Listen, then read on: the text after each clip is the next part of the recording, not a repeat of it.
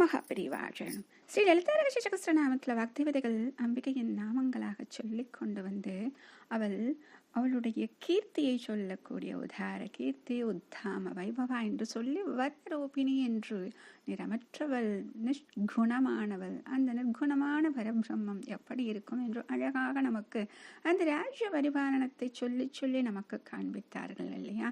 அடுத்ததாக இன்னும் ஒரு முக்கியமான நாமம்.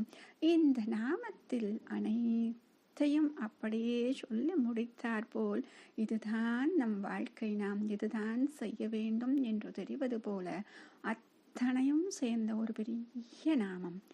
ஓம் ஜன்ம மிருத்யு ஜரா தப்த ஜன விஸ்ராந்திதாயின்யை நமஹ. ஓம் ஜன்ம மிருத்யு ஜரா தப்த ஜன விஸ்ராந்திதாயின்யை நமஹ. எவ்வளவு பெரிய விஷயம்னா அவ்வளவு பெரிய விஷயம் இதில் சொல்லியிருக்காங்க. அதனால தான் இந்த நாமத்தை அப்படியே மூச்சு விடாமல் சொல்லணும்னு சொல்லும் பொழுது, இந்த நாமத்தை சொல்லும் பொழுது நம்முடைய வாழ்க்கையும் எப்படித்தான் இருக்கிறது. மூச்சு விடக்கூட நேரம் இல்லாமல் அந்த மாயையில் சிக்கிக்கொண்டு அவளை நினைக்காமலேயே நாம் இருக்கிறோம் அப்படிங்கிறத அப்படியே நமக்கு தெல்ல தெளிவாக எடுத்துரைக்கிறார்கள். ஆக இதில் சொல்லக்கூடிய அந்த ஜென்ம மிருத்யு ஜரா தப்து இது எல்லாமே நமக்கு அற்புதமான பொருளை சொல்லக்கூடியது. நமக்கு தெரிஞ்சது என்ன அப்படின்னா, ஜென்மா அப்படிங்கிறது பிறப்பு, மிருத்யு அப்படிங்கிறது இறப்பு. அடுத்தது ஜரான்னு ஒன்று பார்த்தோம், மூப்பு முதுமை அப்படின்னு.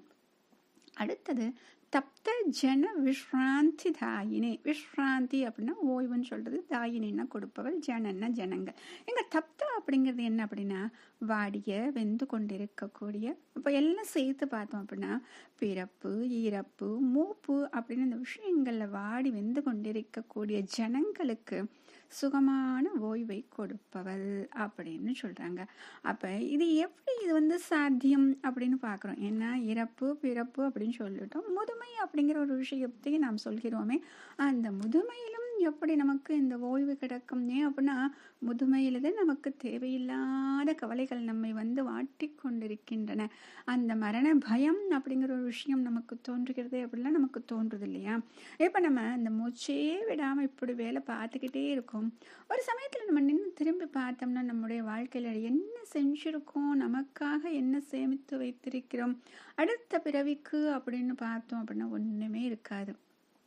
சேர்த்து வைத்திருக்கிறோம் தலைமுறை தலைமுறையாக வாழ்வதற்குன்னு நம்ம சொத்து சுகங்களை வேண்டுமானால் சொல்லலாமே ஒழிய, நாம் அடுத்த பிறவி எடுக்காமல் இருப்பதற்கு இல்லை அடுத்த பிறவி ஒரு நல்ல பிறவியாக கிடைப்பதற்குன்னு ஏதாச்சும் செஞ்சுருக்கோம் அப்படின்னு பார்த்தா ஒன்றுமே இல்லாமல் இருக்கும். இத்தனை வயசாகி நம்ம என்ன செஞ்சோம், நம்ம கரையேற்றுறதுக்கு என்ன காரியங்கள் செஞ்சோம் அப்படின்னு பார்க்கும்போது நமக்கு ஒரு பெரிய கேள்விக்குறி மட்டும் கிடையாது, அங்கே அப்படியே ஒன்றுமே இல்லாமல் வெற்றிடமாகத்தான் அங்கே இருக்கும்.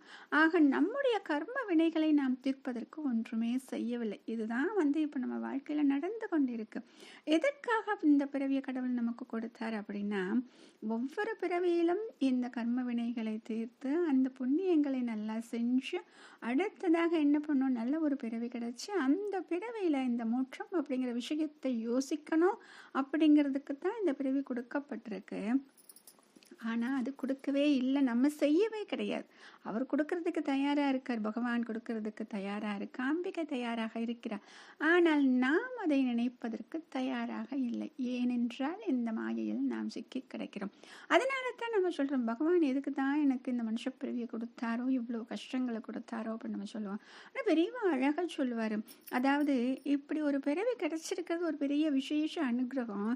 இப்படிப்பட்ட நமக்கு ஆறறிவு இருக்குது பார்த்தீங்களா, அது எதுக்கு நமக்கு கொடுத்துருக்காங்க? எத்தனையோ பிறவிகள் இருக்கு, புழு பூச்சிகள் அனைத்துமே ஏதோ ஒரு ஜென்மத்தில் ஏதோ ஒரு பாபத்தை செய்ததால் அவைகளுக்கு இந்த பிறவி கிடைச்சிருக்கு. அப்போ நம்ம ஏதோ ஒரு புண்ணியம் பண்ணியிருக்கோம், அதனால தான் நமக்கு இந்த மனித பிறவி கிடைச்சிருக்கு.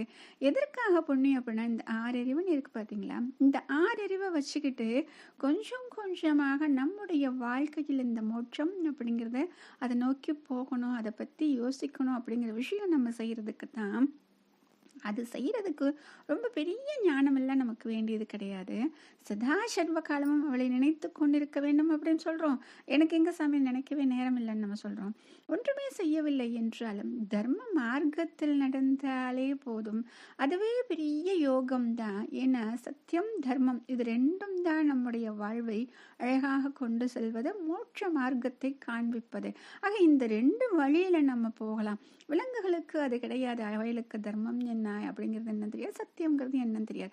ஆனால் நமக்கு அனைத்துமே தெரிந்திருக்கு. ஏனென்றால் நமக்கு சாஸ்திரங்கள், வேதங்கள், வேதாந்தங்கள், புராணங்கள், இதிகாசங்கள் இது மூலமாக நமக்கு எத்தனையோ விதமாக இவைகளை சொல்லி கொடுத்து கொண்டிருக்கிறார்கள். அப்போ நம்ம என்ன பண்ணுறோம் அப்படின்னா, இதை மட்டும் செஞ்சாலே போதும். அப்போ என்ன ஆகுது, நம்ம ஏதோ அவளுடைய பக்கமாக நாம் செல்ல ஆரம்பித்திருக்கிறோம் அப்படின்னு தான் அர்த்தம். அப்போ நாம் இதை செய்ய செய்ய என்ன ஆகும் அப்படின்னா, அவளை நாம் சொல்வது அப்படிங்கிறது சரியாக போய்கொண்டிருக்கிறோம் அர்த்தம்.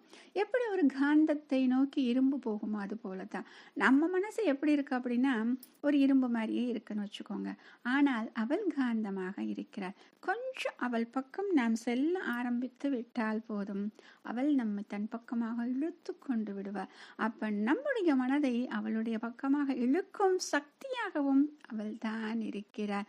ஆக என்ன பண்ணணும், நம்ம தான் ஒரு சின்ன அடி எடுத்து வைக்கிறோம். நம்ம ஒரு அடி எடுத்து வச்சா போதும், அம்பிகை 100 அடி எடுத்து வைத்து நம்மை நோக்கி வருவாள்னு சொல்லுவாங்க.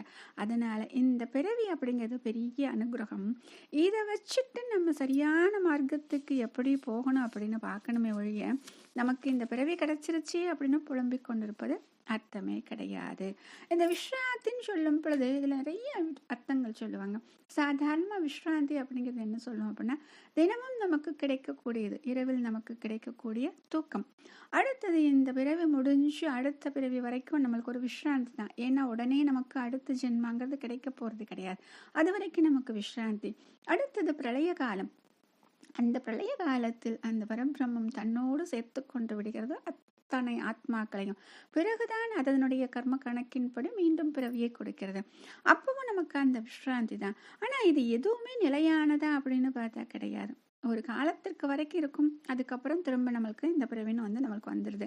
இத்தனை இருந்தாலும் இந்த அவ்வியாஜ கருணாமூர்த்தியாக அம்பிகை இருக்கிறாள் இல்லையா, அதாவது காரணமே இல்லாமல் கருணை பொழியக்கூடியவள். அவள் தன்னுடைய பக்தனுக்கு மோட்சம் அப்படிங்கிற ஒரு விஷயாந்தியை கொடுக்கணும்னு அவன் நினைக்கிறான். இது ஒரு விசேஷமான ஒரு ஓய்வு, நிலைத்த நீடித்த ஓய்வு அப்படின்னு சொல்றது. அப்ப இதுல எப்படி இருக்கும் அப்படின்னா, மனசு எப்பவும் ஆனந்தமாக இருக்கக்கூடிய நிலை கிடைக்கும்னு சொல்லுவாங்க. இது ஆச்சாரியால் சொல்லியிருப்பாரு. சௌந்தர்யலகரில் 28வது ஸ்லோகத்துல சொல்லியிருப்பாங்க.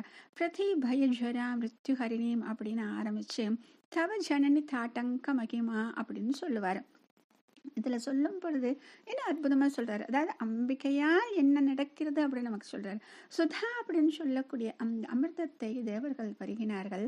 அவர்கள் பருகியதால் அவர்களுக்கு மரணம் என்பது கிடையாது. அப்படி இருந்தாலும் அவர்களும் அனைவரும் அழிவுக்கு ஆளாகிறார்கள். அவர்களுக்கு மரணம் இல்லை அப்படின்னு சொன்னாலும் ஏதோ அவர்களுக்கு மற்ற அரக்கர்களால் யாரோ ஒருத்தரால் அழிவு வருகிறது. அப்ப இந்த மூப்பையும் மரணத்தையும் போக்கக்கூட அமிர்தம்னு சொல்றோம். அதை பருகிய இந்த தேவர்களுக்கு இப்படி நிகழ்கிறது. ஆனால் இந்த பரமேஸ்வரன் இருக்கிறார் பாருங்க, ஆலகால விஷத்தை எடுத்து தன் கண்டத்தில் வைத்து கொண்டான், அப்படியே பருகியும் விட்டான். ஆனால் அவன் இன்னும் ஜீவித்திருக்கிறான். இதற்கு காரணம் என்ன தெரியுமாம்மா? உன்னுடைய தாட்டங்க மகிமை அப்படின்னு சொல்லிட்டு சொல்லுவாங்களாம். தாலிபல தாட்டங்கம் அப்படின்னு சொல்லுவாங்களாம். அப்படி தாட்டங்கம் என்று சொல்லக்கூடிய உன்னுடைய கர்ணாபரத்தின் மகிமைதான் அப்படின்னு சொல்றாங்க. அதே தான் அபிராமி அந்த அதுலேயும் சொல்றாங்க. உமையும் உமையொரு பாகனும் ஏக உருவில் சேர்ந்து இங்கு எமையும் தமக்கு அன்பு செய்ய வைத்தார் அப்படின்னு சொல்லிட்டு, அதாவது கீழான பிறவில நான் இருக்கேன், அப்படி இருக்கக்கூடிய என்னை கூட அவர்களிடம் பக்தி செய்யும்படி அனுகிரகம் செய்து விட்டார்கள். அடுத்தது என்ன சொல்றாரு, இனி என்னதற்கு சமயங்களும் இல்லை, ஈன்றெடுப்பால் ஒரு தாயும் இல்லை. அழகா சொல்லிட்டாரு பாருங்க, இன்னொரு பிறவி கிடைக்காது அப்படின்னு. அதாவது திரும்ப நம்ம இது பண்ணணுமா அது பண்ணணுமா இப்படி பூஜை பண்ணணுமா அப்படின்னு நம்மளுக்கு எதுவுமே தோணாது. அடுத்து ஈன்றெடுப்பால் ஒரு தாயும் இல்லைன்னா, பிறவி இருந்தால் தானே நமக்கு ஈன்றெடுப்பதற்கு ஒரு தாய் வேண்டும். அப்ப அந்த பிறவி அப்படிங்கிறதே கிடையாது அப்படின்னு சொல்லிட்டு இருக்கான். அடுத்தது அம்பாலும் சிவனும் அப்படின்னு சேர்ந்து சொல்லிட்டாரு பார்த்தீங்களா. அதுதான் இந்த ஐக்கியஸ்வரூபம். இதே சிவானந்த லகரிலையும் ஆச்சாரியால் சொல்லியிருக்காரு 28வது ஸ்லோகம். சாரூபியம் தவ பூஜனே சிவ மகாதேவேதி சங்கீர்த்தனே சாமீபியம் சிவ பக்தி துரிய ஜனதா சாங்கத்ய சம்பாஷணே சாலோக்கியம் ச சராச்சராத்மகதனு யாத்மனே பவானி பதே சாயுஜ்யம் நம சித்த மற்ற பவதி சுவாமின் கிருதாத்து ஸ்மயம் அப்படின்னு சொல்லிட்டு சொல்றாரு. இதில் என்ன சொல்றாரு? அந்த மோட்சம் அப்படிங்கிறது முதல்ல நம்ம பார்த்தோம் இல்லையா, 4 விதமான மோட்சம் அப்படின்னு பார்த்தோம் இல்லையா. அந்த 4 விதமான மோட்சத்தையும் ஒவ்வொன்றா சொல்லிட்டு வராங்க. எப்படி அது சாத்தியம் அப்படின்னு அழகா சொல்றாங்க. முதல்ல பார்த்தோம் இல்லையா, என்னென்ன பார்த்தோம்? 4 விதமானது, சாமீபியம், சாரூபியம், சாயுஜ்யம் அப்படின்னு ஒவ்வொன்றா பார்த்தோம் இல்லையா. அதை சொல்லும் பொழுது முதல்ல சொல்றது இதில் சாரூபியத்தை ஆரம்பிச்சிடுறாரு. அடுத்தது சொல்ல வேண்டியது சாலோக்கியம் அப்படின்னு வரணும். ஆனால் இங்கே ஃபஸ்ட்டு ஆரம்பிக்கிறதே சாரூபியத்தில் ஆரம்பிச்சிட்டாரு. முதல்ல சொல்லக்கூடிய சாலோக்கியம் அப்படிங்கிறது எப்படி கிடைக்கும் அப்படின்னா, எப்பொழுதும் பக்தியில் சிறந்த சிவ பக்தர்களோடு இருந்து அவர்களை பற்றி பேசிக்கொண்டிருந்தால் கிடைக்கும் அப்படின்னு சொல்லிட்டாங்க. சாமீபியம் ரொம்ப பக்கத்தில் அவரை பற்றியே சங்கீர்த்தனம் செய்தால் கிடைக்கிறது சாமீபியம். இந்த சாரூபியம் அதைத்தான் முதல்ல கொண்டு வந்திருக்காங்க. சாரூபியம் தவ பூஜனே சிவ மகாதேவேதி அப்படின்னு சொல்லிட்டாங்க. இதுதான் அத்வைத்தம் அப்படின்னு சொல்லக்கூடிய ஒரு நிலை. உன்னுடைய பூஜையை செய்து கொண்டே வந்தால் சாரூபியம் என்ன மோட்ச பதவி கிடைக்கும் அப்படின்னு சொல்லிட்டு இது அத்தனையும் கிடைக்கும் எப்பொழுது அப்படின்னு சொல்லிட்டு அதையும் சொல்லிட்டாரு. பரமேஸ்வரனை பற்றி சொல்லும் பொழுது பவானி பதே அப்படின்னு சொல்லிட்டு அந்த பரமேஸ்வரனை கூப்பிட்டு சொல்றாராம். பவானியினுடைய பதியாக இருக்கும் பரமேஸ்வரா, சாயுஜ்யம் எனக்கு எங்கே கிடைக்கிறது என்றால் உன்னுடைய திருமேனியை தியானம் பண்ணிக்கொண்டே இருக்கிறேனே, அப்படி தியானம் செய்யும் பொழுது இந்த ஜென்மத்திலேயே மோட்சம் கிடைத்து கிருதார்த்தனாக ஜென்ம சாபல்யம் அடைந்தவனாக ஆகிறேன் அப்படின்னு சொல்லிட்டார். அப்ப இங்கேயும் அந்த அம்பிகையினுடைய திருவருள், அதனால தான் பவானி பதேன்னு சொல்லிட்டு உன்னுடைய திருமேனின்னு சொல்லிட்டார். பரமேஸ்வரன் சொன்னா அவரை மட்டும்தான் நம்ம தியானம் பண்ணுவோம். ஆக இங்கேயும் அந்த ஐக்கியஸ்வரூபம் சிவ சக்தி ஐக்கியஸ்வரூபத்தை சொல்றாங்க. ஆக அங்க தவ ஜனனி தாட்டங்க மகிமான்னு சொன்னாங்க, இங்க பவானி பதே அப்படின்னு சொல்லிட்டாரு. அப்ப அந்த திருமேனின்னு சொல்லும் பொழுது பவானி பதேன்னு கூப்பிட்டாரு. இப்ப அதை அந்த அதுலேயும் அதே இதுன்னு சொன்னார். உமையொரு பாகனும் ஏக உருவில் வந்தீங்கன்னா. ஆக எல்லா மகான்களும் சிவசக்தி ஐக்கியஸ்வரூபமாகத்தான் அம்பாலையும் பரமேஸ்வரனையும் பார்க்கிறார்கள். அப்படிப்பட்ட சிவசக்தி ஐக்கியஸ்வரூப அம்பாலாக இருக்கக்கூடிய அவள் ஒருத்தி மட்டும்தான் ஜன்ம மிருத்யு ஜரா அப்படிங்கிற விஷயங்களில் இருந்து விஸ்ராந்தியை கொடுக்கக்கூடியவளாக இருக்கிறார். மகாபெரிவா சரணம்.